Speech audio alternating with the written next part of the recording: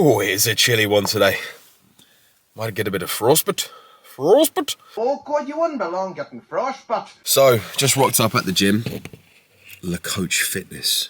One of the best gyms in the UK. If you haven't, Milton, Cambridge, get yourself down here. Some of the best kit in all the land. So I've come for firstly a PT session at 11:30, which is in 10 minutes. Then I'm going to train and I'm going to walk you through a pull session. Got the mic, so we'll be talking through that. Maybe a little physique update at the end. We'll see if I've got time, because I've got another PT after that at 3. So I've got a little bit of a window there to get in a pull session, talk you through it, and then maybe pose at the end. Because I haven't done a physique update. Well, I haven't done a fucking YouTube video in a while, so I'm due a physique update. And then I'm going to talk you through my new plan. I say it's new. I've been doing it now for about 4 weeks, but obviously I haven't done a YouTube video in about 4 weeks. So I'm going to take you through the plan, as in the new training plan from Kieran. And then we'll just go over some other bits and bobs that we've got planned for the show season. And that's it. Other things to mention. New low this morning of 90.5. Nearly into the 80s, which is lovely. Continue pushing until the end of January. Climbing maintenance, and then the rest will be revealed later. So stay tuned. Love you. Oh, it feels good to be back behind the camera, chatting waffle, slinging some weight around. So, pull on the cards today. Kieran's changed my plan around, like I mentioned. And on this pull session, and I believe upper, I'm training calves at the start, which I don't mind. I used to train calves at the start of upper body sessions, and that's when they actually grew the most. So, quick tip, if you are struggling to grow your calves, put them at the start of sessions. Don't be afraid to put them even at the start of an upper body session, like 3 sets. Just really fuck them up. Like, aim to create as much pain as possible when it comes to training calves. Spend some time in end ranges. Don't bounce the reps. High reps as well. You know, even drop sets, rest pause sets, that kind of thing. Just like I said, completely fuck them up, and that's how they're going to grow. Don't know if you can see the new kicks. Ooh, these are clean. But also, I don't really want to be doing calf raises in them, because they're going to get creased, but they're going to get creased at some point, so might as well wear them.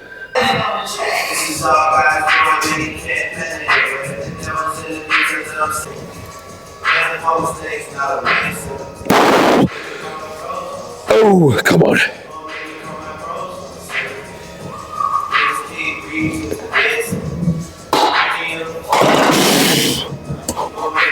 Nearly missed the catch there, fucking hell. This is the problem with this calf raise. If you miss the catch, there's no like safety to catch. Like, the plates would just have to hit the floor. So I've never failed this and had to drop it down, but I've had a client that's done that when I wasn't with him, and he basically just told me he had to kind of like slip his feet off the back of this. So ever since he told me that, I've got a bit of a fear of failing this machine, because it's not the safest thing to do. So I'm just not going to fucking fail it. That's my plan. I am tingling right now. You know when you feel like your eyebrows are going to fall off?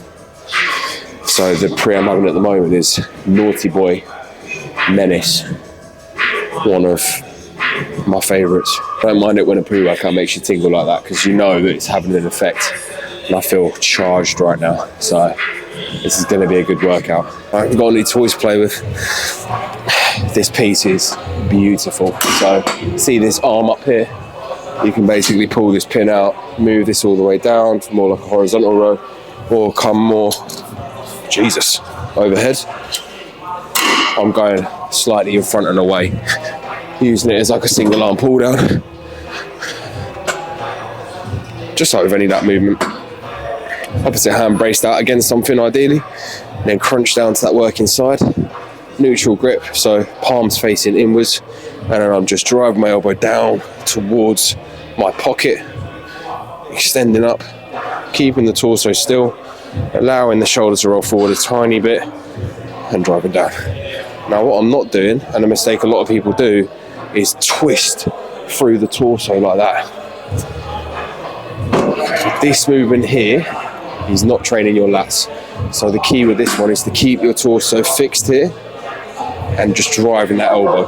Don't be afraid to let that shoulder roll forward a little bit, but don't let your torso go with it. That's the key. 2 sets on this one. It should actually be the Nautilus pull down, but I just prefer this machine, so I'm just going to probably run it twice in the week. Better do the other arm instead of fucking waffling.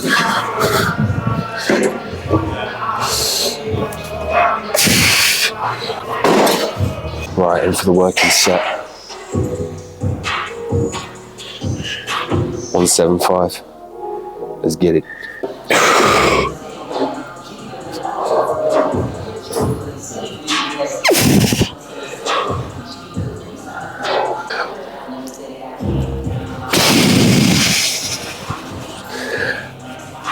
Oh, yes. 8 reps, baby.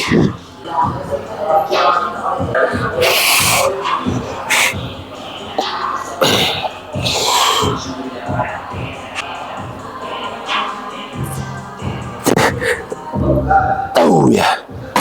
So I touched on a bit of a point earlier, how like I'm doing this movement potentially twice in 1 week. And I don't think there's anything wrong with that. It was either this or the Nautilus, which is the same movement, just slightly different machine. So, you know, if you find yourself doing the same movement across like 2 different machines or 2 different very similar movement patterns, if you get on with one of them, don't be scared to just do that one twice. There's absolutely nothing wrong with that. And a lot of people, you know, try to vary their workouts or change it week to week, but ultimately if you can do an exercise more frequently, you're only going to progress it faster and build the skill of that movement faster as well. And if you're thinking to yourself, well, I've already perfected the skill of a certain movement, no you haven't. There is no way. Everybody can always train better. Everybody. There's always room to improve. And I'm still at my stage, you know, I've been training for 7-8 years now, finding ways to improve my training. And I know for a fact that people at the top of the game, in terms of training and their bodybuilding careers, etc., are still finding ways to improve their training as well. So don't ever think that, you know, you've mastered the skill of a movement, because you haven't. You can't. But that's the benefit you get out of just doing it more frequently. So just consider that. It's actually my first time doing this session since starting the new plan at this gym. So this is my 3rd rotation on this plan, and so far I've done it at 2 other gyms. So I'm still getting the right setup of certain machines and actually doing machines for the first time. So this one is the Cybex VR2 length and partials though. So basically, there's been a lot of studies come out recently that show the benefits of training the muscle in that fully stretched position. So with this movement, it's here, and with this movement, we are just staying in that range of motion. So instead of coming all the way back here and getting the muscle fully contracted and short, we're literally just staying here. But because we're stronger in that position, can increase the load a little bit more than usual and just fully rinse that range of motion. But obviously in other movements, we are ticking the box of getting the muscle fully contracted into that shortened position as well.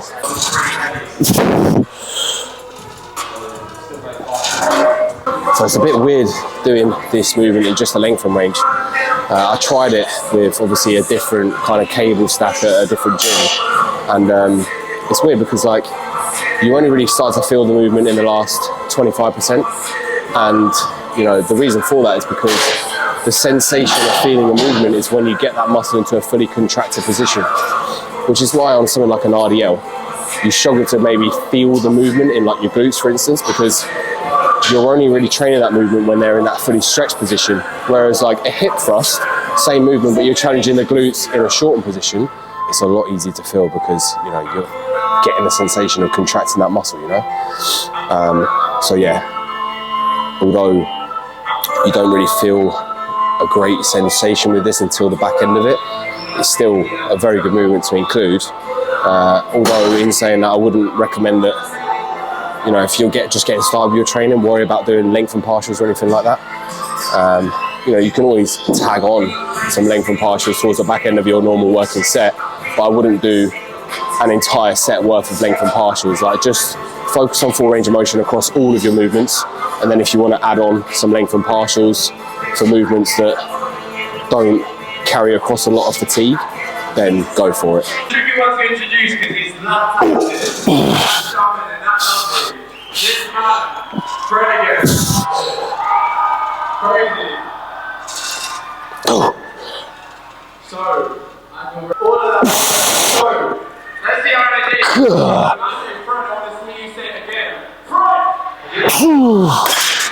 Fuck me. That is fucking hard, I'll tell you what. My God, I might have overshot the loading a bit there.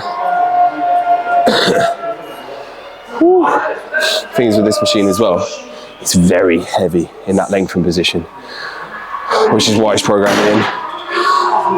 But I'm gonna have to definitely drop the loading next time I do that. I mean, the minimum rep range was 12 and I don't think I got anywhere closer. I think it was like 7 or 8.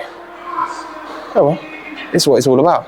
New training plan, different movements, figuring out what weight you need to use to fail within a given rep range. That's what I say to my clients all the time. When you first start a training plan, whether it be new or an amended training plan, that first like 4 to 8 week period is just going to be about sussing out what weights you need to use to fail within a given rep range. So next up, another fucking lat movement. Do you think Kieran's trying to tell me something? I thought I had quite good lats, you know. Apparently not, they need to be bigger. But then again, if you want the appearance of a smaller waist on stage, if you get a wider back, create a bigger V taper, then it looks like you've got a smaller waist. So I think that's what we're going for. So we've had first movement, well, don't count carts, but calves.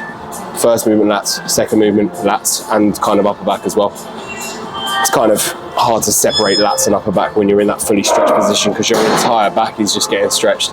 And then the pullover machine here, another lat movement. And this is just one set, 20 reps, sorry. 2 second pause in that stretch position. And this is just one that fucking burns, like burns.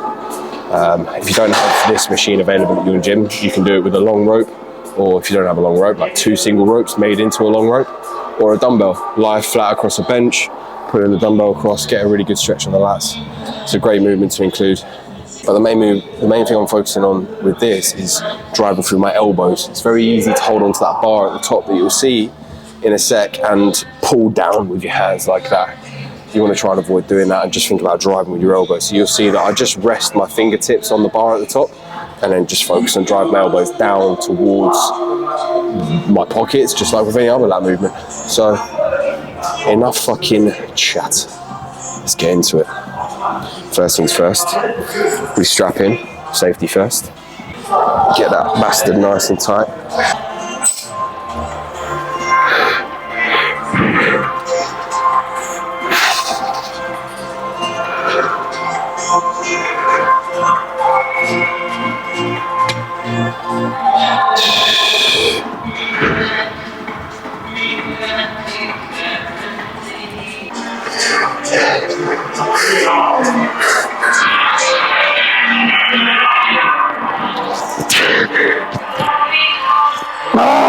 Come on!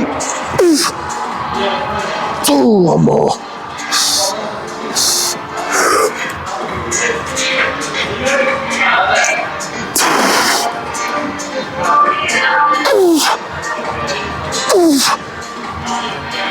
Oh, yeah.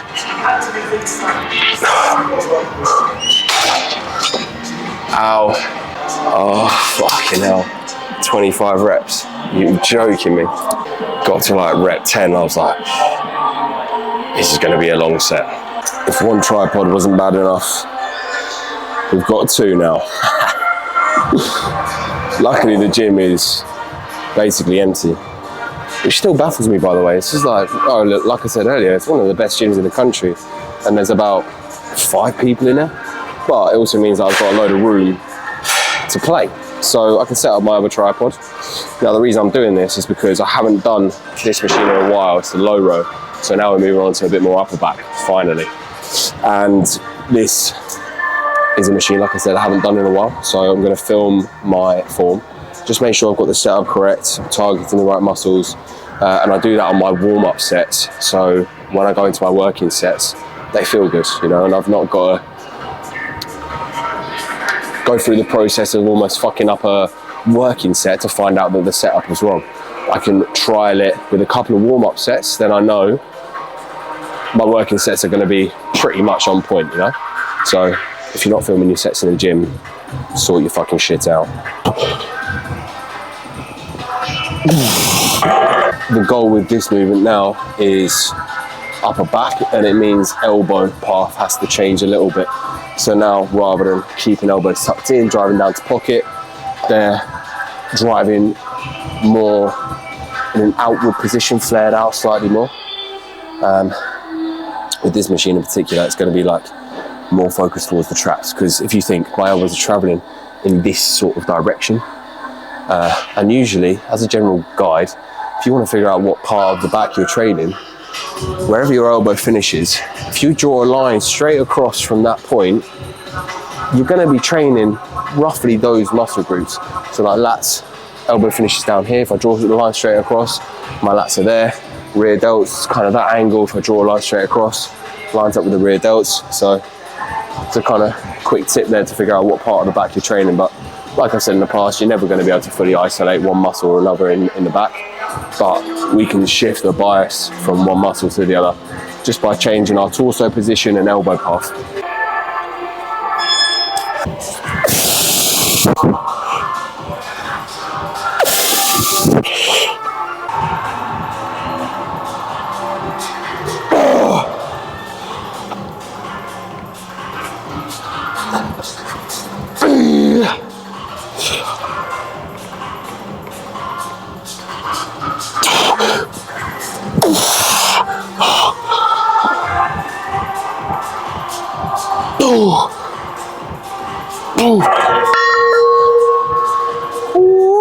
That's good, that I like it.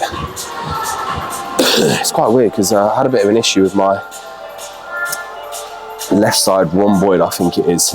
It's definitely a muscle around the left of my back. It always flares up when I get into that fully stretched position, but as I've lost more and more body fat, that seems to have improved. So I don't know whether it's the fact that I'm taking off body fat or I'm training differently, but this was a movement that flared it up before, but I didn't feel a thing there, so that's a win. So with this machine, I've used it quite a few times in the past, but I've struggled to connect with it sometimes. So I just asked Adam to check my form over, and you know, one small tweak that he told me to do just made the movement so much better on the second set there. So what I was doing with this is I was shifting my hips back and leaning into the chest pad like this. He just said what he does is keeps his feet on the platform and just sits a bit more upright in it like this. And that small change, and like I said, the way that we can bias certain areas of our back is by changing torso position and then elbow path. So I've changed my torso position there to be able to bias the area of the back I want to in a more efficient manner, and it's made the movement a lot better. So, you know, don't be scared to ask other people for their opinion and just try, you know. What they say might not work for you, but there's no harm in just trying it, seeing what happens. And I know Adam is a very knowledgeable guy, knowledgeable coach, so I value his opinion.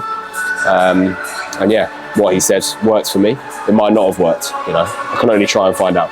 And just following on from that point I just mentioned there, like this whole game that we play is all about trial and error. You've got to think of yourself like the scientist and the test subject. So you are constantly experimenting on yourself to see what works for you and see what doesn't, because what might work well for someone may not work well for you.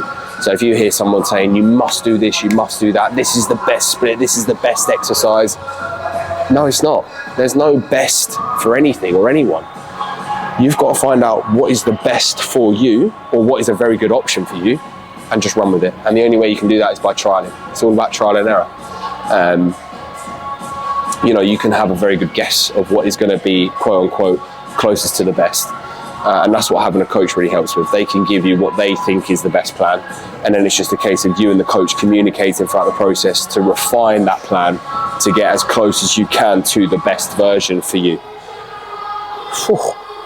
I'm rattling out absolute value today. It's just spewing off the tongue. Reverse pec deck next. Again, this is another movement that flared up my back, but through trial and error, believe it or not, I managed to find a little technique that doesn't. So what I'd suggest with this movement for most people is have the seat in a position that allows you to have the handle slightly underneath your shoulder joint. Now, what you don't want to do with this is allow your traps to do all the work like this. So think about sinking your upper back and your traps down and just keeping your arms nice and straight and coming out as wide as you can. Don't think about coming back, think about going out, okay? As soon as you can't go out any wider, that's about the end of the range of motion. You don't want to come all the way back here, okay? And again, you don't need a lot of weight with this. The rear delt is a very small muscle, and usually smaller muscles tend to be weaker. So if you see someone stacking this and flinging it about, they're probably using their entire upper back to move the weight. I'm not going to say just their rear delt, because like I mentioned earlier, you're not going to be able to fully isolate individual muscles in your back. But again, we're trying to bias a certain area. Seat rides up a little bit high. Someone's giving me a bit of a chafing, which isn't very pleasant. Anyway, let's get into it.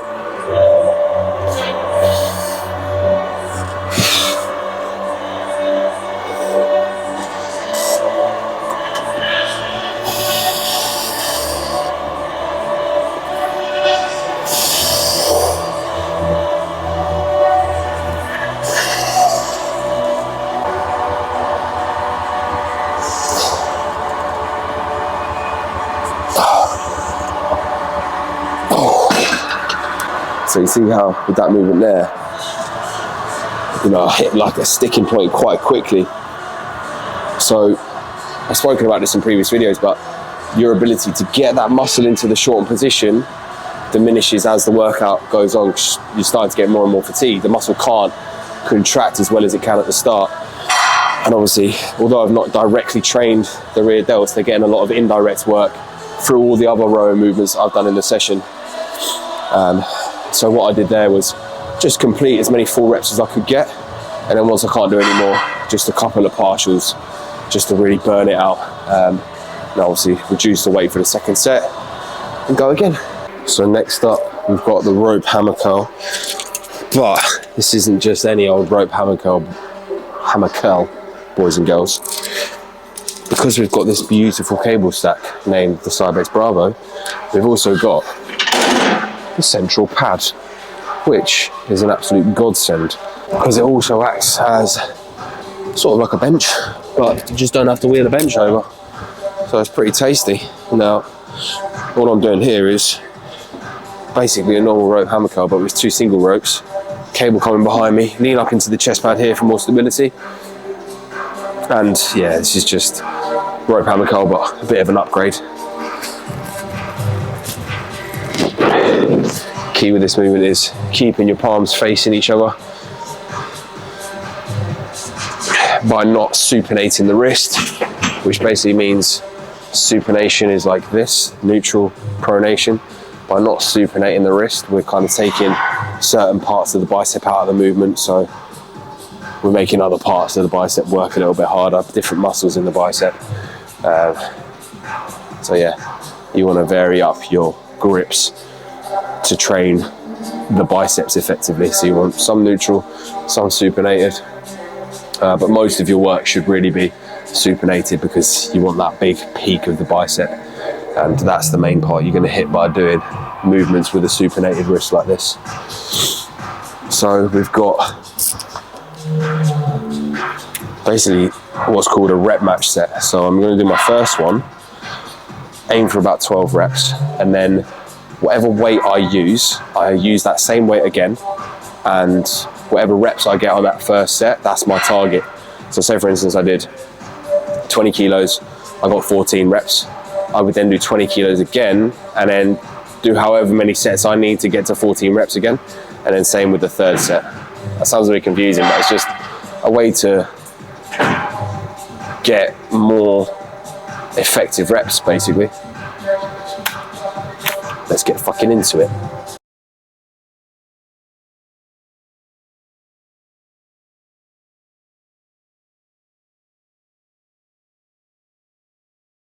So the camera's saying I've only got 2 minutes of recording time left, so